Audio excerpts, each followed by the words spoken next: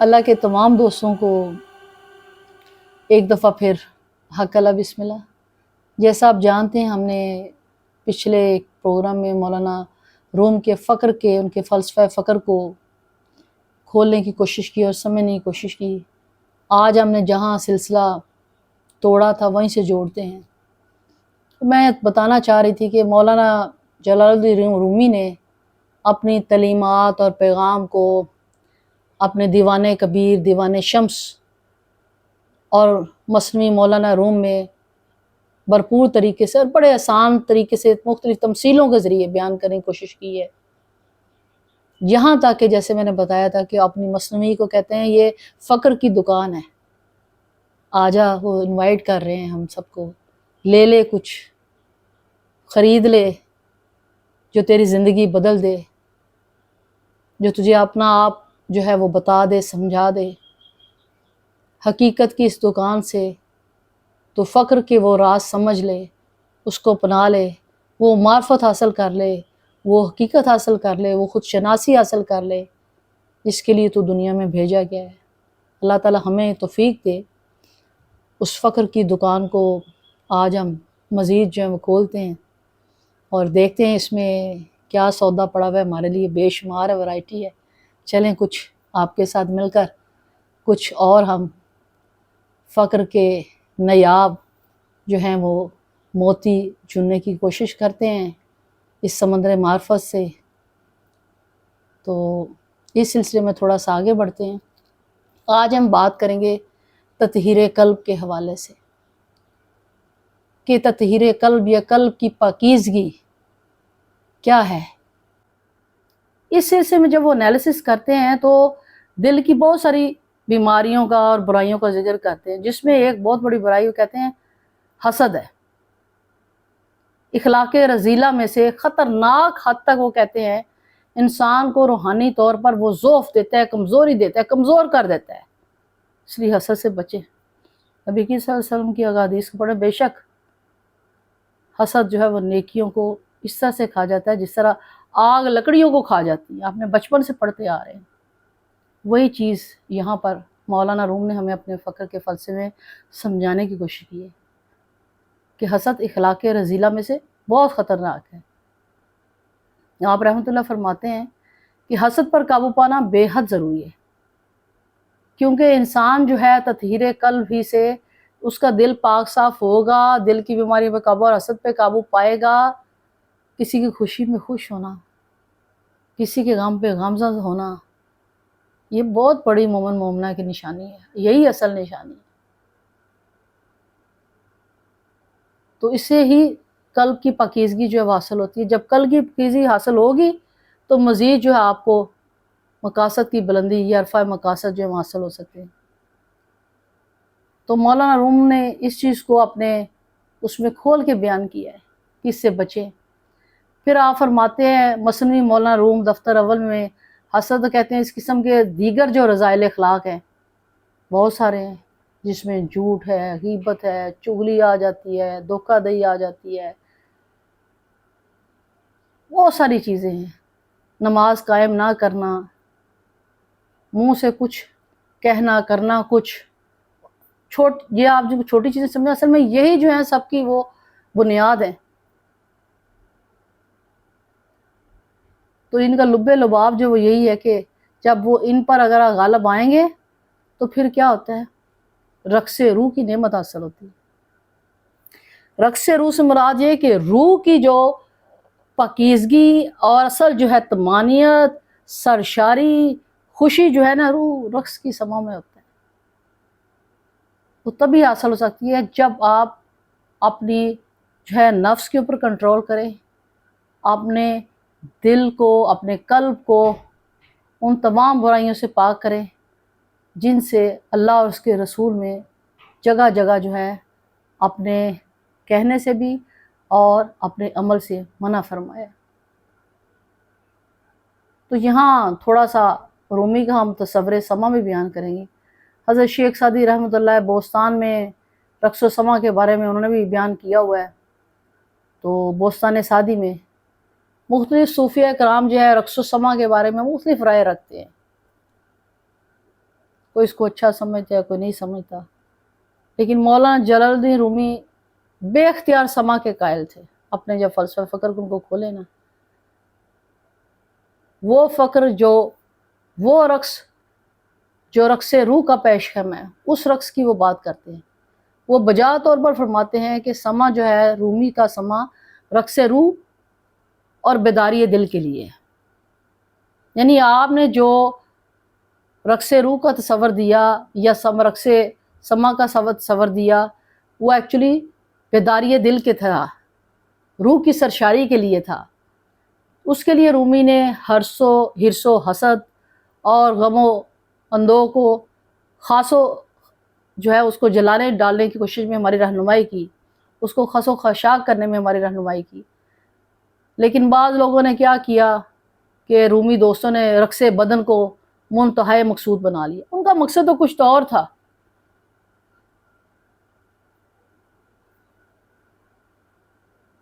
نماز اس طرح پڑھنے میں اور قائم کرنے میں فرق ہے نا۔ اسی طرح یہ بات انہوں نے سمجھانے کی کوشش کی ہے کہ رقص کو برائے رقص نہ کریں، رقص روح کی سرشاری کچھ اور چیز ہے جو ہمیں انہوں نے سمجھانے کی کوشش کی۔ یہ نہیں تھا کہ آپ ڈائریکٹلی آپ اس کو اس میں کریں تو آپ اٹھ کے ناچنے لگ جائیں تو آپ کو رب مل جائے گا، ایسے نہیں ہے۔ اس کے لیے بھی ایک طریقہ کار ہے جو انہوں نے ہمیں سمجھانے کی کوشش کی ہے۔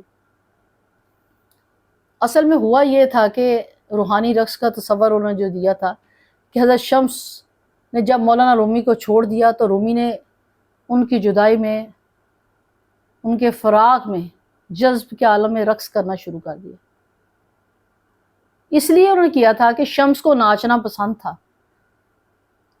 لیکن وہ کون سا ناچنا تھا؟ وہ جو رقص روح تھا وہ تھا۔ کہتے ہیں جب حضرت شمس جو ہے وہ غائب ہوئے تو اس سے پہلے رومی کے رقص کے بارے میں کوئی ثبوت موجود نہیں ہے۔ تاہم جب شمس کی جدائی کے درد سے وہ تنگ آ گئے، جب مرشد کی جدائی ان سے سہی نہ گئی، تو رومی نے سوچا کہ اب شاید وہ واپس نہ آئیں، لہٰذا وہ ان کی جدائی میں انہوں نے اپنا رقص کرنا شروع کر دیا۔ ان کے دل و دماغ میں جو ان کی وہ انہیں ہنساتے تھے اپنے مرشد کے، وہ تصویر آتی، وہ ان کی صورت رومی کی آنکھوں میں نقش بن گئی۔ شمس کی گمشدگی نے ایکچولی رومی کا دل توڑ دیا اور کافی عرصے تک وہ دیوانگی کا شکار رہے۔ 4-5 سال تک ان کی یہی حالت رہی تھی۔ اس دوران رومی نے روحانی رقص شروع کیا۔ لیکن یہ کون سا رقص تھا؟ اب جہاں میں آپ کو بتاؤں، یہ وہ رقص تھا جب وہ کرتے تھے جس کے ساتھ آسمان اور کائنات بھی رقص کرتے رہے۔ اس رقص میں رومی شمس کے گرد گھومتا رہا اور ذرات سورج کے گرد گھومتے رہے۔ رومی رات دن وجد کی حالت میں رقص کرتے رہے۔ وہ زمین پر آسمان کی طرح گھومتا رہا۔ اس کی آواز آسمانوں اور خدا تک پہنچ گئی اور آس پاس کے لوگوں نے بھی یہ سن لی۔ فنکاروں نے سونا چاندی ان پر نچھاور کر دیا۔ لوگ مولانا رومی کے دیوانہ پن پر حیران تھے اور سوچتے رہے کہ یہ مفتی یہ سب کیوں کر رہے ہیں۔ لیکن وہ لوگ جو ان کو اس وقت انہوں نے تضحیق کا نشانہ بنایا، بعد میں جب ان کو حقیقت حال کی سمجھ لگی تو وہ خود بھی مولانا روم اور ان کے مرشد کامل مولانا شمس کی محبت میں پاگل ہو گئے اور خدا کے الفاظ کا ورد کرتے ہوئے بانسری بجانے والوں میں وہ گھل مل جاتے۔ شمس رومی کے پاس رقص اور موسیقی کی شکل میں واپس آ گیا۔ اس نے اپنے اندر وہ وجد دریافت کیا تھا جو شمس نے ان کے اندر روحانی موسیقی کے ذریعے دریافت کیا تھا۔ شمس کی گمشدگی میں رومی نے جس چیز کا مظاہرہ کیا، اب یہ پوائنٹ یہاں پہ نوٹ کریں، یہ فقر کا لب لباب ہے۔ ایک تو وہ میں نے آپ کو بتایا کہ شمس کی گمشدگی میں رومی نے جس چیز کا مظاہرہ کیا وہ انسانی محبت تھی۔ تو مولانا رومی کے 3 حوالے سما کے بارے میں سامنے آتے ہیں، بڑا خوبصورتی سے فرماتے ہیں، یہاں میں ترجمہ پیش کر رہی ہوں۔ اے چمکتے ہوئے سورج اب نکلو بھی، ذرات رقص کر رہے ہیں۔ اے چمکتے ہوئے سورج اب نکلو بھی، ذرات رقص کر رہے ہیں، روح نشے کی حالت میں رقص کر رہی ہے۔ آ جاؤ میں تمہارے کان میں سرگوشی کروں گا۔ اپنے مرشد کامل کو، باطنی مرشد کو جو شہر سے نزدیک اس کو پکارتے ہوئے بولتے ہیں، آ جاؤ میں تمہارے کان میں سرگوشی کروں گا۔ ہر ذرہ خوش یا پریشان ہے، محبت کر رہا ہے اس سورج کے ساتھ جس کے بارے میں کچھ نہیں کیا جا سکتا ہے۔ اے آسمان ہمارے سروں کے اوپر رقص کرو۔ سورج کی محبت کے لیے تم وہ کام کر رہے ہو جو میں کام کر رہا ہوں۔ اپنی محبت کے لیے رقص کرو، سورج کی محبت کے لیے رقص کرو۔ پھر فرماتے ہیں بڑی خوبصورتی سے، یہ ان کی میں مصنوعی کا یہ ترجمہ دے رہی ہوں آپ کی چاہ کے لیے، آپ کی پیار کے لیے، جو آپ کے دلوں میں مولانا روم کے لیے موزن ہے۔ آپ فرماتے ہیں اپنی محبت کے لیے رقص کر، سورج کی محبت کے لیے رقص کر۔ چشمے سے نکلنے والا پانی مجھے نظر آ رہا ہے، مجھے نظر آ رہا ہے کہ درخت کی شاخ رقص کر رہی ہے۔ اب وہ دیکھیں درخت کی شاخ کا مطلب سمجھیں، ان کے پتے ہاتھ میں ہاتھ دے کر اکٹھے رقص کر رہے ہیں، ہر چیز انہیں وہ دیکھیں۔ پھر وہ اس قدر فنا فی الشیخ وہ ہوئے، اس میں پھر فنا فی اللہ، فنا فی الرسول ہوئے، فنا فی الشیخ کے اس کے کہ ان کو ہر چیز جو تھی وہ یکتائی اتنی ہو گئی کہ ہر چیز جو ہے انہیں وہ ماند وہ اس طرح سے دکھائی دیتی۔ تو درویش ایکچولی اس میں ہوتا کیا ہے؟ تو اس میں درویش جو ہے جب رقص کرتا ہے تو طریقت کے کمرے میں داخل ہوتا ہے۔ جب وہ رقص کرتا ہے تو کیا ہوتا ہے؟ طریقت کے کمرے میں داخل ہو جاتا ہے۔ وہاں آئے ہوئے لوگ سفید کپڑوں میں ملبوس ہوتے ہیں، جن کے کندھوں پر کالا لبادہ ہوتا ہے، ان کے سر پر پگڑی ہوتی ہے۔ جو یہ کالی پگڑی ہوتی ہے نا، وہ خواہشات کی موت کا تصور پیش کرتی ہے، نفسانی خواہشات کی موت کا تصور کالی پگڑی پیش کرتی ہے۔ جو شیخ جو ہے سب سے آخر میں داخل ہوتا ہے، جو شیخ ایکچولی وہ رومی کی نمائندگی کرتا ہے، رومی کی نمائندگی کی شکل میں وہ داخل ہوتا ہے۔ سب سے پہلے رقاص داخل ہو جاتے ہیں اور بعد میں شیخ آ جاتا ہے۔ شیخ ان سب کچھ کا خفیہ مرکز ہوتا ہے اور ابدی رومی کی نمائندگی کرتا ہے، جس کی ترغیبات اور پیغام رقص کے مرکز کے گرد گھومتی ہے۔ ان کی اونچی پگڑی کے اوپر کالا رومال اس کی حیثیت اور عزت کی نشاندہی کرتا ہے۔ جو درویش انہیں سلام کرتا ہے وہ بھی ان کو سلام کا جواب دیتا ہے۔ وہ سرخ قالین کے سامنے بیٹھا ہے جس کا رنگ سورج کے رنگ کے برابر ہوتا ہے، اور پھر وہ رنگ کونیا کے آسمان پر پھیل جاتا ہے، پھیلا ہوا ہے نا۔ اس تقریب میں سب کچھ انتہائی اہم اور باعظمت ہوتا ہے۔ اس کے بعد ساز بجانے والے پیغمبر صلی اللہ علیہ وسلم کی تعریف میں وہ نعت جو ہیں وہ پڑھتے ہیں، اور بانسری والا بانسری بجاتا ہے۔ اس کے بعد درویش جو ہے وہ فرش پر رقص کرنا شروع کر دیتے ہیں۔ اس رقص سے ہمیں رقص کے 3 مراحل کا 3 سٹیپس کا پتہ چلتا ہے۔ وہ کون سے؟ آخری مرحلے پر شیخ قالین پر بیٹھ جاتے ہیں اور درویش کیا ہوتے ہیں وہ دوسری طرف بیٹھ جاتا ہے یا بیٹھ جاتے ہیں۔ اس کے بعد کتنے وہ جو ماہرین موسیقی ہیں وہ گانا گاتے ہیں، اور رقاص جو ہے وہ کالا لبادہ پہن کر میدان میں اتر آتا ہے۔ شیخ اٹھ جاتا ہے اور درویش ان کی طرف بڑھتا ہے اور ان کا دایاں ہاتھ چومتا ہے۔ شیخ درویشوں کو وجد کرنے کی اجازت دیتا ہے۔ درویش ایک دوسرے کے کندھوں پر ہاتھ رکھ کر آسمان کی طرف ہاتھ اونچے کر کے خدا کی رحمت کی نشاندہی کرتے ہیں، اور اس رحمت کی نشاندہی کرتے وہ اتحاد و یگانگت کا مظاہرہ کرتے ہیں۔ اس وجد میں کائنات کا قانون نظر آتا ہے۔ اب میری بات پہ غور کریں، یہ کوئی معمولی بات نہیں جو انہوں نے رقص کے ذریعے ہمیں سمجھانے کی کوشش کی ہے۔ اس کو براہ کرم رقص برائے رقص نہ لیں، اس کی حقیقت اور اس کی معرفت میں اس میں پیغام جو ہے وہ سمجھنے کی کوشش کریں۔ تو اس وجد میں کائنات کا قانون نظر آتا ہے۔ مثلاً وہ بتانا چاہتے ہیں کہ سورج کے گرد سیارے گھومتے ہیں، جو ڈھول بجتے ہیں نا اس میں نکارا، تو وہ روز قیامت کے آنے کی علامت ہے، کیونکہ خدا اپنے وعدے کا سچا ہے، وہ آ کر رہے گی۔ آخر میں ایک بار پھر بانسری بجائی جاتی ہے۔ جب آخر میں یہ بانسری بجائی جاتی ہے، یہ لمحہ بڑا قیمتی ہوتا ہے۔